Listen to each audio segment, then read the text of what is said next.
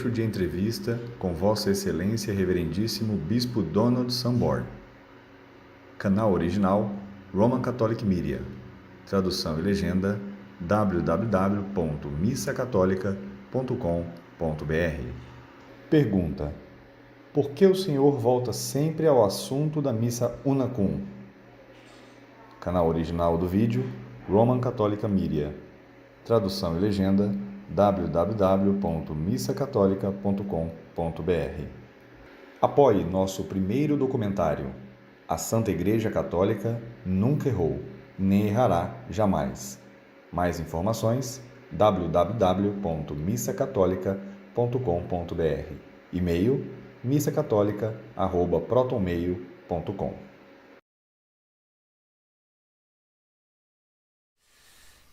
Because the unicum, that little word, together with, it means in Latin, is a string that holds the Catholic to the Novus Ordo. That presence of Bergoglio in the Catholic Mass as Pope, see, Papa Nostro, that's key, is a string that holds the Catholic to the Bergoglio. That string must be cut. Otherwise, you will end up in the Novus Ordo.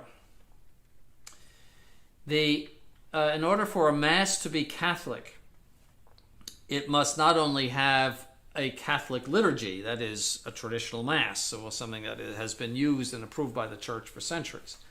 That is, of course, true.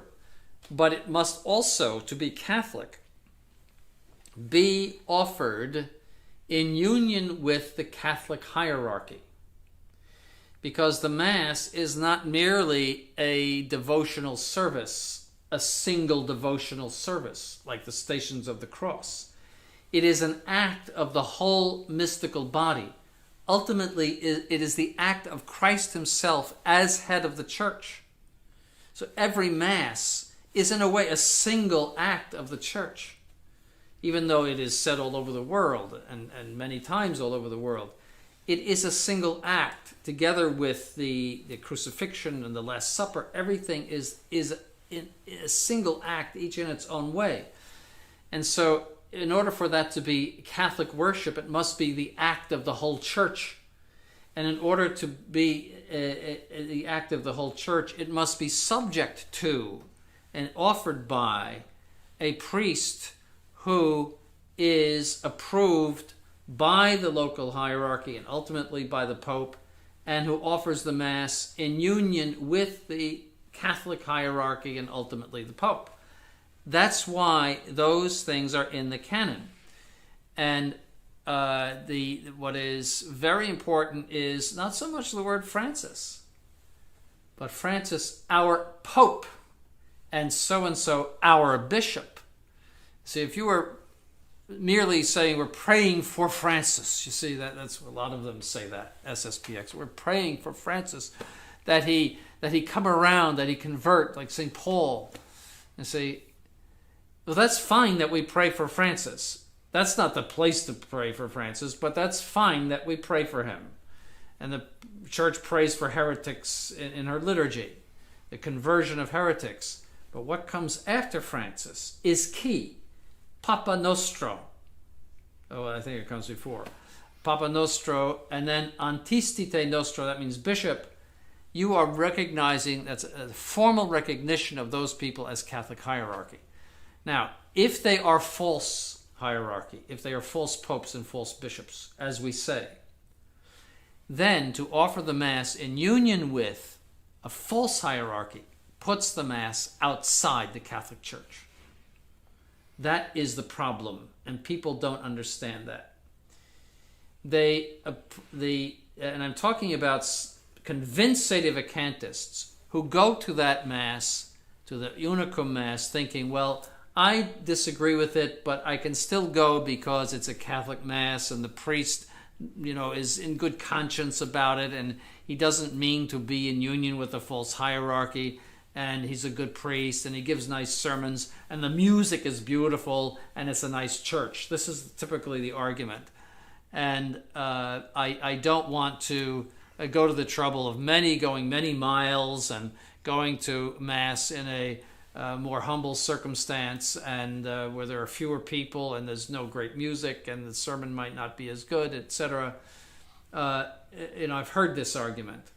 I would call those people, they prefer Herod's palace to the Bethlehem of Christ. In other words, they are saying, we'll stay in Herod's comfy palace, where that is in the Una Cum Mass with Bergoglio, our Pope, rather than go to the humble situation of perhaps a non-Una Cum Mass. They will go there and worship in a truly Catholic Mass that is purposely not in union with the false hierarchy of the Novus Ordo. These are capital points. And I would say that those people who think that way have a Protestant notion of the Mass. They see the Mass as in a Protestant way. That is, that the priest is there to excite your faith. That this is an individual act of devotion, as I said, like Stations of the Cross or Miraculous Medal devotions. That this is an individual devotion, and that I am the one that is principally the doer or the actor of the worship. And that the priest is there basically to lead me in this. That is thoroughly Protestant, totally 100% Protestant. The Catholic notion of worship is that the priest is the doer and the actor of the worship. He is at the altar. He is the one offering your sacrifice. And what he does, you are doing as well. And you cannot exempt yourself from what he is doing. If he is in union with Bergoglio, then so are you in your worship. And you are offering that Mass from the hands, the dirty hands of Bergoglio, Jorge Bergoglio, pretending to be a Roman pontiff. You cannot avoid that. I use the analogy of getting on an airplane. You've paid your ticket, you voluntarily get on it, and then you get up in the middle of the aisle and say, I disagree with where this airplane is going. So these people think that by disagreeing with the priest, that they're okay. The people in the aisles would say to you, are you out of your mind? Are you crazy? You paid your ticket, you got on voluntarily, and now you say you don't want to go where this airplane is going? Are you some sort of a nut? It's absurd. Why? Because all of those people on the airplane are bound to what the pilot is doing. They are doing what he is doing. If he flies someplace, they are willing to fly to that place. You can't get on the airplane voluntarily and at the same time dissent from what the pilot is going to do.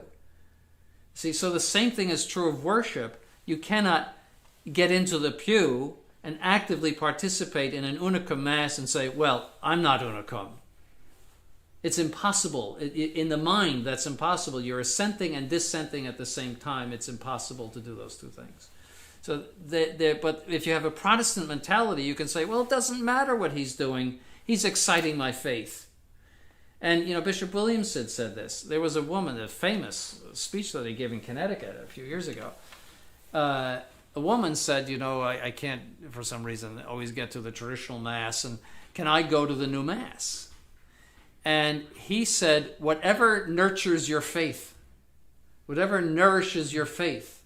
And he told her that she could, as long as she would not be scandalized and, and so forth, a few conditions. But whatever nourishes your faith, that is thoroughly 100% Protestant. The nourishing of the faith by the Mass is secondary and accidental to the action of the Mass. Yes, naturally, any Catholic Mass is going to nourish the faith, but that is secondary and accidental to the action of the Mass. But if you put that in first place, then you could go to a Buddhist monastery if that nourishes your faith. I mean, you could do anything. And you see, that's what the Protestant says, that the altar is in my heart. The altar is not up at the front of the church. The altar is in my heart, and all of the ceremonies of his service are meant to excite his heart.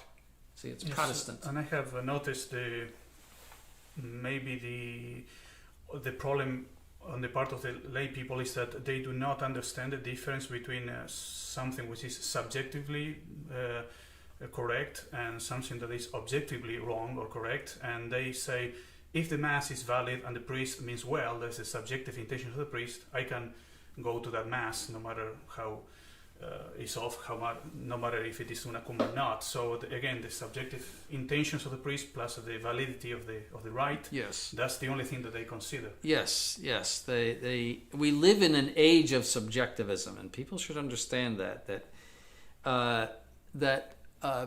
things become justified if you think it's okay. That there's no objective morality, and there's no objective truth. This came about in the late 18th century with Immanuel Kant, that the mind is not subject to the object outside, but you make reality your own by massaging what your experience. You have an experience, and it becomes real for you. You see, that's Immanuel Kant, and ever since, philosophy and the general mentality of the population, even if they don't know a word of philosophy, is subjectivism. That if it's all right for me, if I think it's okay, then fine. And you see this in the abandonment of the natural law. See, natural law is very objective. There's nature, and we have to obey nature, otherwise we sin. Well, if I have different feelings and so forth, and this is the way God made me, so this is the stupid things that they say. It's all right, you see, and I'm okay with it, and so Catholics are infected by that too, and it's just false. The mind is made to know what's outside, and our minds are subject to. That's why it's called the subject to the object, which informs our minds, and we are bound to the objective reality that is outside of us. And so the objective reality is, despite whatever good intentions that priest has, he is una cum. He is offering that mass in union with a false hierarchy, because you could justify anything by good intentions if you follow that. If I murder somebody because God told me to do it. You see, there's a lot of people that do that, that they think God has told them to go murder someone. Well, they did so in good intention. They thought they were following God's orders. That may excuse them because of insanity or some other reason of excuse, but that does not justify it. You see, that's a very important point. Yes, another problem, Your Excellency, is that there are many sedevacantist priests that believe that it is permissible to attend the Una Cum Mass, and they even tell the faithful to go if they don't have any other place to go to Mass. Yes, that's for two reasons. One, for the reasons that I said already, but also because they are opinionists, and they're saying that whether he is the Pope or not is a matter of opinion. It's something that is discussed by theologians. You could go either way on it. It does not matter. It does not affect us. If you're not in agreement with the priest, it doesn't matter, because it's an open question. And the reason why they are opinionists is that they are not seeing the reason why we are doing what we're doing. The reason why we have set up an apostolate against the Novus Ordo is not because we are convinced that the man who claims to be the Pope in Rome is a heretic. Now, just let me give you this scenario. Suppose nothing ever changed in our parishes, but there was somebody in Rome who was like Bergoglio, saying crazy things. Well, you could still go to Mass in your parish. It would be up to the church to move against him and to do whatever is necessary to stifle him or take him out of the papacy. It would not affect your daily practice of the faith. It would not affect the catechism, it would not affect anything else, as long as he were merely a personal heretic. So we're not doing this because he's a personal heretic.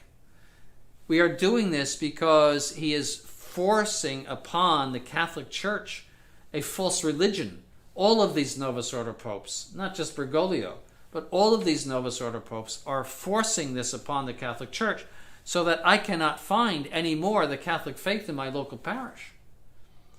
If that is true, and it is true, and your presence at a traditional mass, an unauthorized traditional mass, like our own, or unauthorized by the Novus Ordo, like our own, or SSPX, or practically anybody else, if you're there, you're saying implicitly that the Novus Ordo is a false religion. If it were not a false religion, you would be in it. We should all be in it, if it is true Catholicism. So you're saying it's a false religion.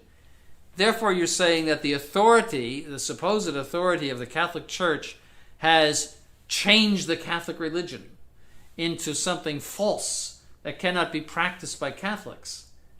If that is true, then the Catholic Church has defected. Then it is not protected by the promises of Christ. Then Christ is not with it, because it has gone off the rails. It has gone into a ditch, because it is poisoning the faithful, officially. Because that is contrary to faith, we must work back and say, well, then it is impossible that that be the authority of the Church. And so so this is not a matter of opinion.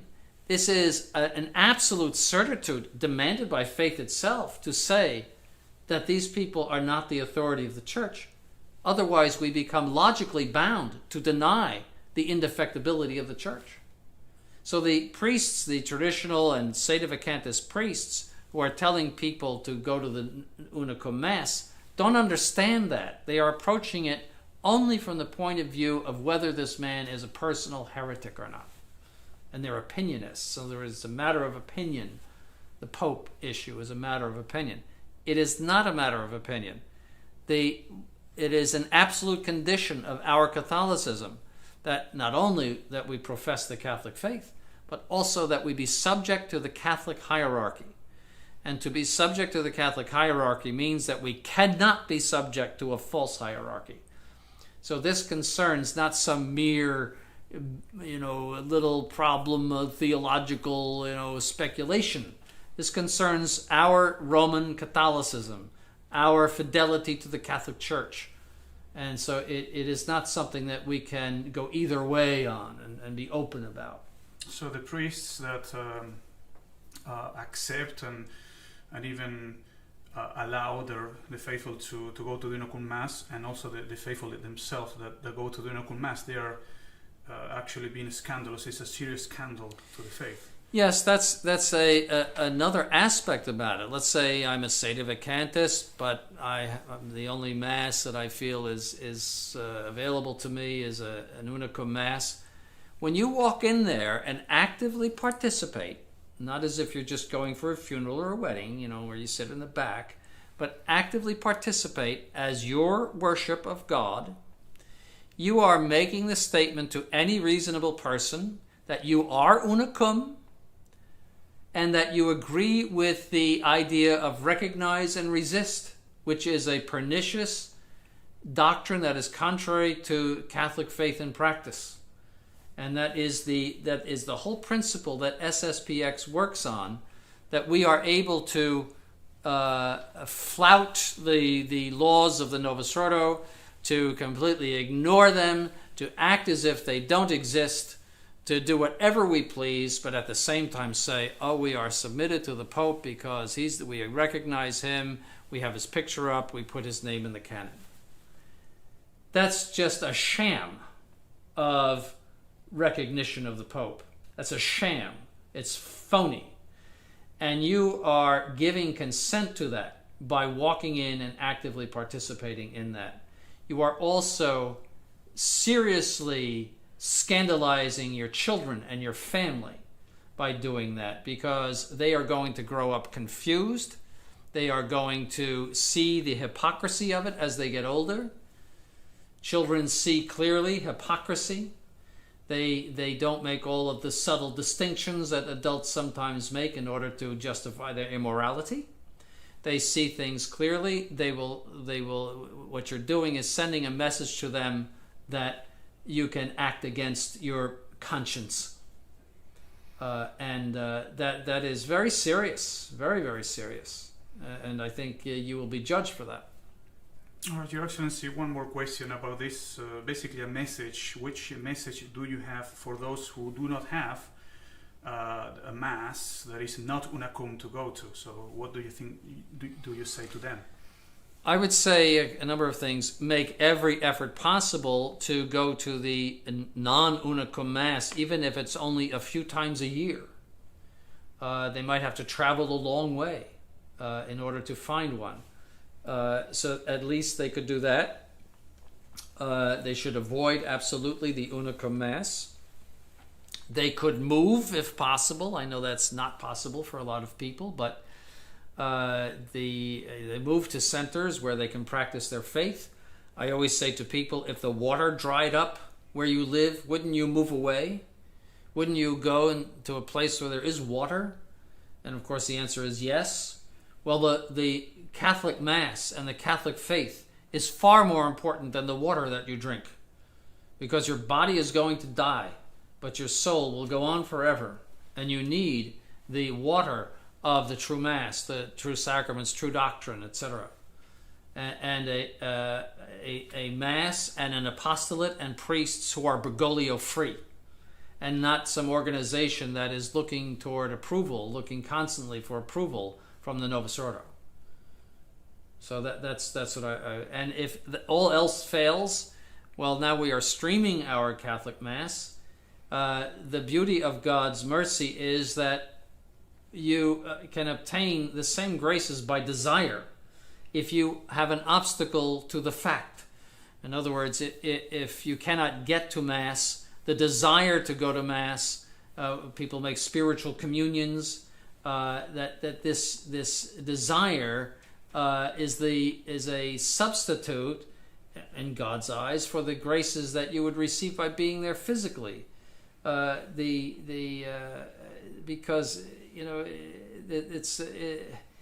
it's not like the Old Testament, which was all physical.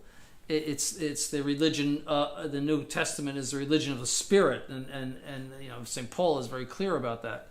And so that's why there is something called baptism of desire. If you have an obstacle to baptism of water for whatever reason, the will to live by God's laws and to know God as He is, and to is an implicit will to receive baptism. And so, by attending the Mass online, I would say that God would grant you all the graces that He would grant you if you were physically there. See, so I think you should profit from modern technology and do that. It's very easy. And there are many masses, not only our own, but many masses that you could look at.